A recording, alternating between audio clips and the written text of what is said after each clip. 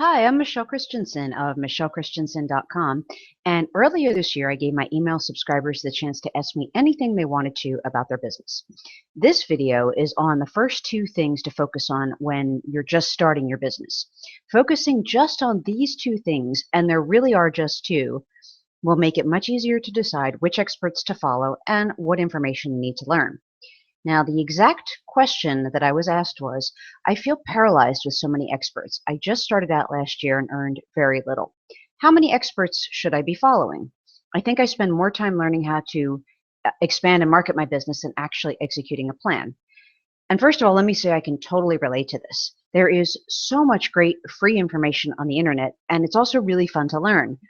However, before you start implementing the tactics you are learning, there's one core skill that has to come first, and that's strategic thinking. Thinking and working strategically means that you know exactly why you're doing each and everything in your business, and you have a way to measure if it's working. If you take one thing from this video, make it this. Never start doing anything just because some expert says it's a good idea or because you know you can get free information on it. Always know exactly why you're doing something, how it contributes to your bottom line, and how you can gauge if it's working. And this applies to every single thing that you can do, whether it's big or small. Again, if you take just one thing from this video, that should be it. Never start doing something unless you know how it's going to help you and you have a way to gauge if it's working or not. Now, keep in mind when an expert is sharing their knowledge with you, assuming they're an ethical person, of course, they are probably sharing from their heart something that they're passionate about and something that has worked really well for them. And maybe it took them a lot of work and they want to save you that work.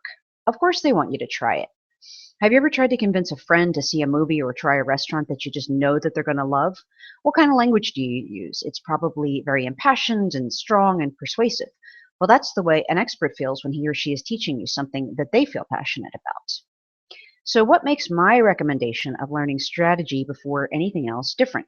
Why should you actually listen to my suggestion instead of all the other suggestions that people say to do first? Well, you should learn strategy first because it's not just another tactic or a thing to do. It's a way to figure out what to do and what's working. It's how you innovate and improve in your business. It's how you know where to focus your time, and perhaps more importantly, thinking strategically lets you confidently say yes or no when a new opportunity or something arises. Now, if you don't have a way to know what is or isn't working, how do you know what to spend your time on? How can you evaluate any new technique that you just started using? Without strategy, many solopreneurs fall into the trap of just adding one thing after another, and they add this new must-do tactic, and after a few weeks, it doesn't result in any new clients or new revenue, and then they keep adding another and another and another. They get busier and busier in hopes that anything will work. Now, people with MBAs, that's a master's degree in business administration, are famous for their jargon. And so I can say that because I have an MBA. Now, when I was getting my MBA and working in the corporate world, there was an expression of throwing spaghetti on the wall to see if anything sticks. And it often got shortened to just throwing spaghetti. And it means randomly doing things and seeing if something will work. When someone was just guessing and hoping, we'd say, he's just throwing spaghetti. Throwing spaghetti is not a viable way to run a solopreneur business. It isn't sustainable or fun. There are only so many hours a day, and there are literally an infinite amount of things you can do to grow your business. And you can easily reach a point where there's just no time to add anything new. You must have a way of focusing your efforts and knowing what's working, and you do that by working strategically. So I have just a few final thoughts on strategy, and then I'll give you the second thing to learn when you're just starting out. Part of working strategically is measuring results. Once you know what a specific tactic is supposed to accomplish, you can start measuring if it's working.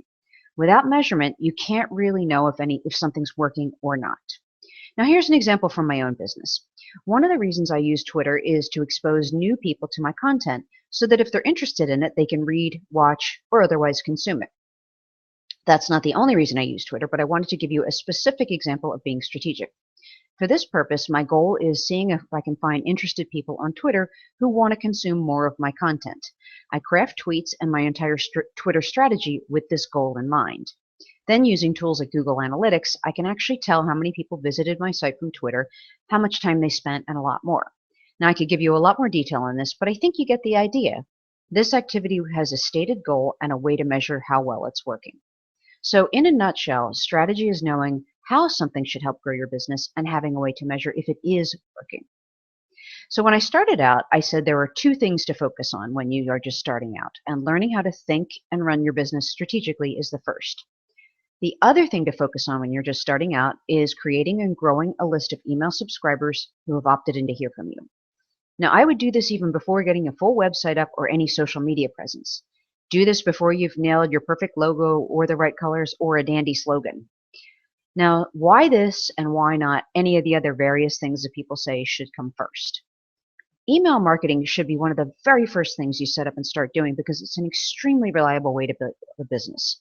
You have complete control over when people hear from you, and you don't have to depend on them to check your blog, revisit your website, or view your social media feeds, or even remember you. That's all on you, which is great news. People are busy, and it's unreasonable of you to expect that they will remember you at all, much less remember you when they need what you sell. By regularly sending out value-packed emails and making appropriate, high-quality offers, you'll be someone that your customers already know, like, and trust when it comes time to buy. You can also build a true relationship over time with your subscribers based on sending them information that they told you that they want. Having new people opt into your email list is a big statement of trust, and having an entire group of people who have placed that trust in you and stayed with you is a massive asset in your business. Now, unlike newer platforms such as various social media sites, email marketing has been used for about 20 years and is still going strong. You own your own list, so unlike social media, you can't get banned from your own asset and like you can with your social media accounts. Now, I could go on and on about why email marketing is so important, but just in this video, I've mentioned long-term reliability, relationship building, control, and ownership. I actually teach a course twice a year in email marketing, and you can get a free training right now that does go into more detail. You can access that training at getyoursListGrowing.com. So that's it for this video. This is segment 6 in the Ask Me Anything series. The two things to learn first in your business are strategic thinking and email marketing. You can find the rest of the Ask Me Anything series on my blog or YouTube channel under Ask Me Anything. And you can access your free email marketing training at www.getyoursListGrowing.com. And please use the social sharing buttons below this video. Thanks a lot, and I'll see you in the next segment of Ask Me Anything.